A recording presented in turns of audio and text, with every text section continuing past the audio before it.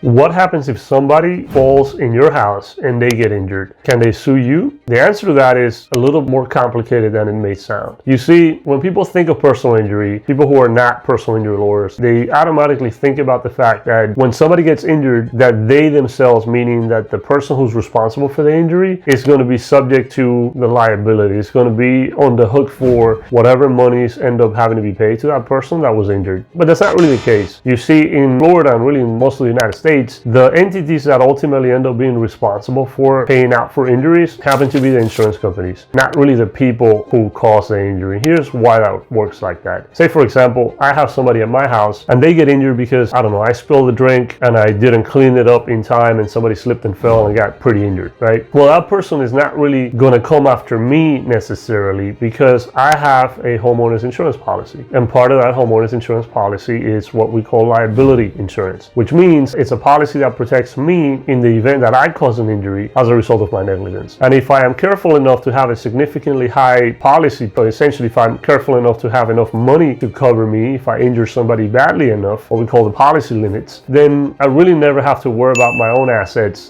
being at play. I really never have to worry about me personally being liable for what happened, because that's what I have insurance for. The insurance company will be on the hook up to my policy limits to pay out for the injury that I caused as a result of my negligence. And that's why it's important to have homeowners insurance, because it's not only important for the fact that if there's a hurricane, if something happens, your home can get damaged, but it's also important because you never know when something's going to happen where you're not necessarily going to be paying attention and you're going to hurt somebody, not intentionally, but accidentally. And if that happens, you want to make sure that you're covered, and so that that person that you hurt can get recovery, can get the amount of money that they deserve to get compensated for what happened to them. But it's also not really coming out of your pocket because you took the time and did the diligence to actually get insurance to protect you from that. But anyway, if you did not know, now you know.